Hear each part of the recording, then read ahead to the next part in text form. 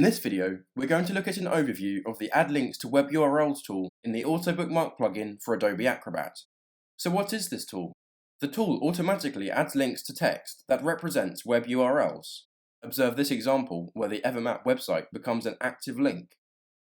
To use the tool, click Plugins, then Links, then Generate Links, and then Add Links to Web URLs. In the window that opens, you have the option to edit page range and the link's appearance. Click OK once this is done. A dialog box will report the total number of links that have been created. Click OK.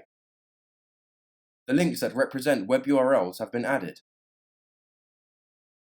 Learn more and download the AutoBookmark plugin for Adobe Acrobat at evermap.com.